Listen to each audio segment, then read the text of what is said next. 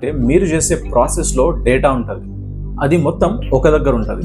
అట్లనే వేరే team data వేరే దగ్గర ఉంటుంది. Like sales team data sales ఫోర్స్లో ఉంటుంది, కస్టమర్ డేటా మొత్తం సిఆర్ఎంలో, ట్రాన్సాక్షన్స్ అన్ని డేటాబేస్లో, అండ్ వెబ్సైట్ అనాలిటిక్స్ అంతా ఇంకో దగ్గర. ఈ డేటా అంతా ఒక్క దగ్గర చేయాలంటే రిపోర్టింగ్ టీమ్కి రోజులు పడతాయి. ఈ ప్రాసెస్లో మస్తు time, effort and money waste అవుతుంది. ఎగ్జాక్ట్ ఇదే ప్రాబ్లమ్ని సాల్వ్ చేయడానికి డేటా బ్రిక్స్ ఉన్నది. మీరు డేటా బ్రిక్స్ పేరు విన్నరు కానీ అదేందో తెలియదంటారా? Don't worry, let's fix that today. Should you spend time learning Databricks? Stay with me. The problem first మనం హిస్టరీలో పోదాం.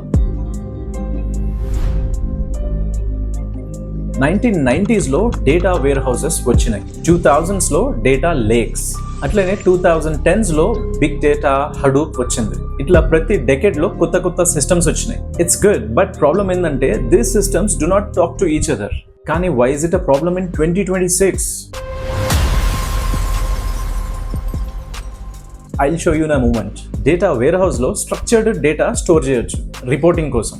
దాని మీద ఫాస్ట్ క్వెరీ చేయొచ్చు అండ్ గుడ్ గవర్నెన్స్ కూడా చేయొచ్చు. కానీ ఇది చాలా ఎక్స్పెన్సివ్ అండ్ ఇది రా డేటా హ్యాండిల్ చేయలేదు. కానీ డేటా లేక్లో రా డేటా ఉంటుంది స్టోరేజ్ కోసం అండ్ ఇట్స్ ఆల్సో చీప్. కానీ గవర్నెన్స్ ఉండదు ఇక్కడ అండ్ ట్రస్ట్ కూడా తక్కువ. Data engineering team, data science team, analytics team, ఇవన్నిటికి సెపరేట్ ఎన్వైరన్మెంట్స్ ఉంటాయి. డేటాని ఒక్క టీం నుంచి ఇంకో టీంకి మూవ్ చేయాలంటే ఛాలెంజెస్ ఉంటాయి. పైప్ లైన్స్ బ్రేక్ అవుతాయి, రిపోర్ట్స్ లేట్ అవుతాయి అండ్ క్వాలిటీ మొత్తం కచ్చరా అవుతుంది. Means quality will be a mess.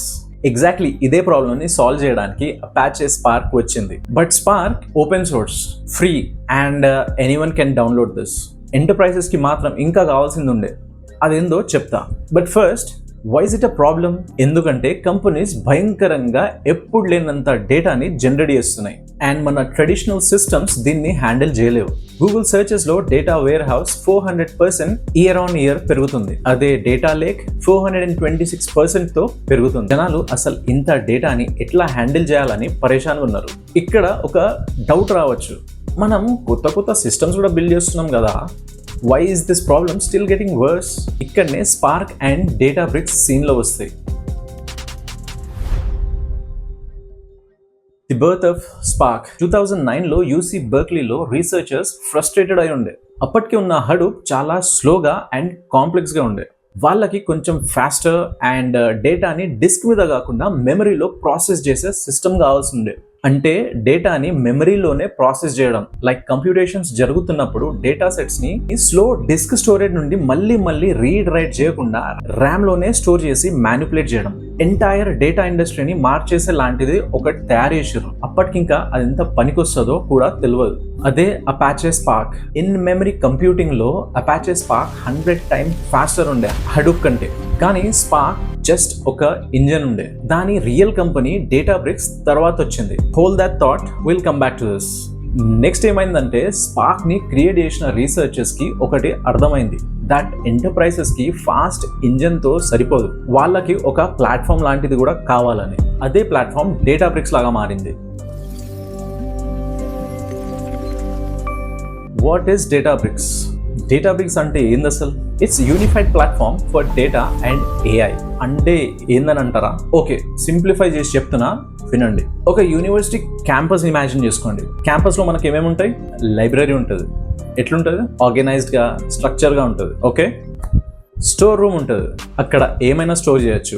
Like మన కాలేజ్ ఫర్నిచర్ కానీ, కాలేజ్ ఫెస్ట్లో యూజ్ అయ్యే డెకరేషన్ ఐటమ్స్ కానీ, అన్ని అట్లాంటి సామాన్ మొత్తం అక్కడ స్టోర్ చేసుకోవచ్చు. అట్లనే ల్యాబ్స్ కూడా ఉంటాయి, అక్కడ ఎక్స్పెరిమెంట్స్ జరుగుతుంటాయి. ఇంకా క్లాస్ రూమ్స్ ఉంటాయి, ఆబ్వియస్లీ లెర్నింగ్ కోసం. అండ్ అన్ని సీక్వెన్స్ లో కనెక్టెడ్ అయి ఉంటాయి. సేమ్ ఇక్కడ కూడా data warehouse is like a library. అంటే ఇక్కడ మొత్తం డేటా ఆర్గనైజ్డ్ అండ్ స్ట్రక్చర్డ్ గా ఉంటుంది. అదే data lake is like a store room. ఇక్కడంతా డేటా స్టోర్ చేసి ఉంటుంది కానీ ఆర్గనైజ్డ్ గా ఉండదు. అదే డేటా బ్రిక్స్ వచ్చేసి is like the whole campus. ఇక్కడ లైబ్రరీ ఉన్నది, స్టోరేజ్ రూమ్స్ ఉన్నాయి, ల్యాబ్స్ ఉన్నాయి, క్లాస్ రూమ్స్ కూడా ఉన్నాయి, ఆల్ కనెక్టెడ్. అంటే ఇక్కడ డేటా బ్రిక్స్ ప్లాట్ఫామ్ ఒక కాలేజ్ లాంటిది that unifies data warehouse and data lake through its architecture. ఈ ఆర్కిటెక్చర్ నే లేక్ హౌస్ అని అంటారు. అంటే data lake plus data warehouse is equal to lakehouse. అంటే the best of data lake plus the best of data warehouse is lakehouse. And ఇక్కడ ఒక secret sauce కూడా ఉన్నది, దాని పేరే డెల్టా లేక్. ఫస్ట్ లో మనం చెప్పుకున్నాం కదా దాట్ డేటా లేక్ లో ట్రస్ట్ ఉండదని. డెల్టా లేక్ ఆ ట్రస్ట్ నే యాడ్ చేస్తుంది డేటా లేక్ లో. అండ్ ఎట్లా? Delta lake adds acid transactions to data lake. Acid transactions means atomicity, consistency, isolation and durability. అంటే ఇక్కడ A stands for atomicity.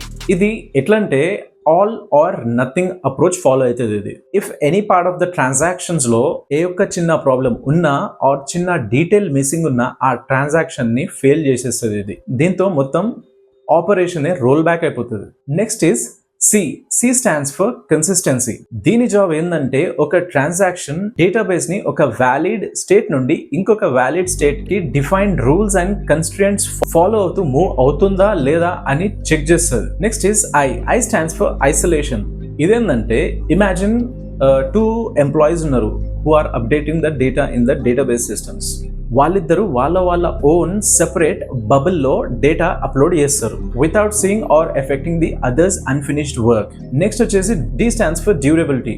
Durability means ఒక్కసారి database operations are confirmed as complete, then ఆ changes permanently save అయిపోతాయి. And even if the system crashes, hardware failure అయినా మీ data ఎటు పోదు. Schema enforcement అంటే ఇది ఒక సెక్యూరిటీ గార్డ్ లాంటిది. సపోజ్ మీ దగ్గర ఒక డేటా ఉన్నది which has the columns height, weight, age. కానీ టేబుల్ స్కీమాలో నేమ్, హైట్, వెయిట్ కాలమ్స్ మాత్రమే ఉన్నాయి. ఎప్పుడైతే మీరు data which has column height, weight, age ఇస్తారో అది రిజెక్ట్ చేసేస్తుంది. ఎందుకంటే దీని స్కీమాలో నేమ్, హైట్, వెయిట్ ఉంది. Due to the column mismatches ఆ డేటాని రిజెక్ట్ చేసేస్తుంది. అరే సారీ రా భయ్, నాకు రిక్వైర్మెంట్ ఏంటంటే నేమ్, హైట్, వెయిట్ కాలమ్స్ కావాలా, కానీ నువ్వేమో హైట్, వెయిట్, ఏజ్ తీసుకొచ్చినావు, ఇది వద్దురా భయ్ నువ్వు పో అని రిజెక్ట్ చేసేస్తుంది డేటాని. Next is time travel. మీరు హిస్టారికల్ వర్జన్స్ మీద కూడా ఇక్కడ క్వెరీ చేయొచ్చు. డేటాబ్రిక్స్ జస్ట్ డేటా దగ్గర ఆగలే, they are moving into AI. Databricks and AI 2023లో డేటాబ్రిక్స్ మొజాయిక్ ML ని అక్వైర్ చేసింది. Generative AI, LLMs, vector search for RAG, model serving and monitoring, ఇదంతా ఎంటర్ప్రైజ్ డేటాతో ఇంటిగ్రేట్ చేసారు. AI revenue $1.4 billion per year ఉన్నది. That's huge. Why does this matter? Enterprise దగ్గర data ఉన్నది, వాళ్ళకి AI యూజ్ చేయాలని ఉన్నది, కానీ AIకి governed and high quality data కావాలా. ఇక్కడ డేటాబ్రిక్స్ ఒక ఫౌండేషన్ ప్రొవైడ్ చేస్తుంది, అందుకే ఇది చాలా ఫాస్ట్ గ్రో అవుతుంది. ఓకే, ఇదంతా ఓకే, దీంట్లో నాకేమున్నది బ్రో? ఇదే కదా క్వశ్చన్, అది కూడా చెప్తా. డేటాబ్రిక్స్ 1000+ పీపుల్ ని హైర్ చేస్తుంది ఇండియా నుంచి. ఈ జాబ్ మీరు కొట్టచ్చా even if you're not a coder? The growth. June 2026 నాటికి Databricks annualised revenue is $6.9 billion and year on year growth వచ్చేసి 80% అండ్ వాల్యూ $134 billion కి చేరింది. 20,000+ కస్టమర్స్ ఉన్నారు. AstraZeneca, Mercedes Benz, Nasdaq, Zillow 800 customers $1 million పైన spend చేస్తారంట దీని మీద. And 70 customers అయితే మోర్ దాన్ $10 million యాన్యువల్లీ దీని సబ్స్క్రిప్షన్ మీద స్పెండ్ చేస్తారంట. స్నోఫ్లేక్ దీని క్లోజెస్ట్ కాంపిటీటర్. ఇది $83 billion కంపెనీ. డేటాబ్రిక్స్ దీనికంటే పెద్దది ప్రైవేట్ వాల్యుయేషన్ లో. Data platform market is growing fast. People are searching. Google searches లో data warehouse is up by 400% and data lake is up by 426%. People are trying to understand this. కానీ numbers లో అంతా story తెలుస్తలేదు bro. ఈ numbers సరే, ఈ numbers అంతా opportunities create అవుతున్నాయా? అండ్ అది కూడా ఇండియాలో. The India opportunity. Databricks 1000+ jobs announced చేసింది ఇండియాలో. In cities like Bangalore, Hyderabad, Pune, Chennai, NCR, Mumbai, India IT companies like TCS, Infosys, Wipro, HCL already Databricks వాళ్ళ clients కోసం యూజ్ చేస్తున్నారు. The GCCs like JP Morgan, Goldman Sachs, Microsoft, Amazon are hiring directly. Consulting firms like PwC, Ernst & Young, Accenture, Capgemini do have their Databricks practices. But here's the catch. 28,000 professionals in India are already Databricks certified. Competition is real. So మీరు కూడా ఇది నేర్చుకుందామని ఆలోచిస్తుంటే you are not alone. Also దీని అర్థం మీరు late అయిపోయిందని కాదు. మార్కెట్ సప్లై కంటే ఫాస్ట్ గా గ్రో అవుతుంది. Can you learn it? Is it worth it? ఒక నాన్ టెక్ ప్రొఫెషనల్ Databricks నేర్చుకోగలుగుతాడా? ఎస్. కానీ మరీ 2 monthsలో అయితే కాదు, 12 to 24 months పడతాయి. అది కూడా కన్సిస్టెంట్ ఎఫర్ట్స్ పెడితే. This is the road map you need to follow. ఏం చేయాలా, ఎట్లా చేయాలా, ఈ ఫ్రీ రిసోర్సెస్తో ఎట్లా నేర్చుకోవాలా అన్ని చూద్దాం. Step 1 is SQL. ముందు SQL నేర్చుకోండి. SQL అంటే డేటాని క్వశ్చన్ చేసే లాంగ్వేజ్. డేటాని అడగడం, ఫిల్టర్ చేయడం, గ్రూప్ చేయడం, ఇవన్నీ SQL లో నేర్చుకుంటారు. ఈ స్టెప్ కి 4 to 6 weeks పడుతుంది. ఓకే, కానీ ఇది ఎక్కడి నుంచి నేర్చుకోవాలా? The free resources are W3 Schools అని ఒక వెబ్సైట్ ఉన్నది. అక్కడ SQL ట్యుటోరియల్స్ చాలా క్లియర్ గా ఉన్నాయి. అండ్ కోర్సెరాలో ఫ్రీ కోర్స్ కూడా ఉన్నది, SQL ఫర్ డేటా సైన్స్ అని. SQL ఫర్ డేటా సైన్స్ అని సెర్చ్ చేయండి, you'll get it. Step 2, Databricks community edition. SQL నేర్చుకున్న తర్వాత Databricks ప్లాట్ఫామ్ ని హ్యాండ్స్ ఆన్ గా ట్రై చేయండి. Databricks కమ్యూనిటీ ఎడిషన్ అని ఫ్రీ వర్జన్ ఉన్నది. 6 GB మెమరీ కూడా ఇక్కడ ఇస్తారు. అండ్ బేసిక్ ప్రాక్టీస్ కి ఇది చాలు. ఈ స్టెప్ 1-2 weeks లో కంప్లీట్ చేసుకోవచ్చు. స్టెప్ 3 వచ్చేసి Databricks అకాడమీ. ఇప్పుడు యాక్చువల్ Databricks కోర్సెస్ కి వద్దాం. Databricks అకాడమీ అని ఫ్రీ లెర్నింగ్ పోర్టల్ ఉన్నది. అక్కడ Databricks ఫండమెంటల్స్ అని కోర్స్ కూడా ఉన్నది, which is free again. Data engineering with Databricks అని ఇంకొక కోర్స్ ఉన్నది, అది కూడా ఫ్రీ. వీటి కోసం ఒక 4 to 6 weeks పెట్టండి. స్టెప్ 4 వచ్చేసి పైథాన్ అండ్ PySpark. ఇది కొంచెం లెందీ స్టెప్. పైథాన్ నేర్చుకోవాలి, ఇంకా PySpark అంటే పైథాన్ లో స్పార్క్ కోడ్ రాయడం. ఈ స్టెప్ కి 2 to 3 months పడుతుంది. And what are the resources we have for this? Python for everybody అని ఫేమస్ ఫ్రీ కోర్స్ ఉన్నది కోర్సెరాలో. ఇది మస్త్ ఉంటది. డేటా క్యాంప్ అని ఇంకో ప్లాట్ఫామ్ ఉన్నది, అక్కడ ఇంటరాక్టివ్ కోడింగ్ ఎక్సర్సైజెస్ కూడా ఉన్నాయి. యూట్యూబ్ లో ఫ్రీ కోడ్ క్యాంప్ ఛానల్లో మస్త్ పైథాన్ ట్యుటోరియల్స్ ఉన్నాయి. You will learn the basics of Python programming.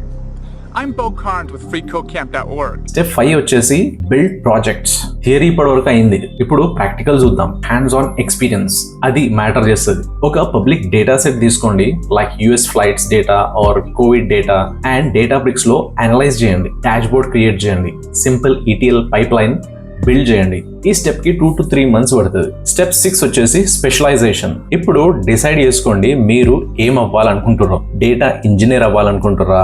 Data engineer అవ్వాలని అనుకుంటే పైప్ లైన్స్ మీద ఫోకస్ చేయండి. డేటా అనలిస్ట్ అవ్వాలనుకుంటే SQL అండ్ డాష్ బోర్డ్స్ మీద ఫోకస్ చేయండి. ML ఇంజనీర్ అవ్వాలనుకుంటే మెషిన్ లెర్నింగ్ మీద ఫోకస్ చేయండి. ఇది ఆన్ గోయింగ్ ప్రాసెస్, ఎందుకంటే టెక్నాలజీ ఇవాల్వ్ అవుతూనే ఉంటుంది, మనం కూడా నేర్చుకుంటూ ఉండాలా. డేటాబ్రిక్స్ని మీ డొమైన్ ఎక్స్పీరియన్స్తో కంబైన్ చేయండి, like finance or health care or retail. That will be you differentiator. Python నేర్చుకోండి, హ్యాండ్స్ ఆన్ ప్రాక్టీస్ చేయండి, ప్రాజెక్ట్ బిల్డ్ చేయండి, కమ్యూనిటీలో కనెక్ట్ అవ్వండి.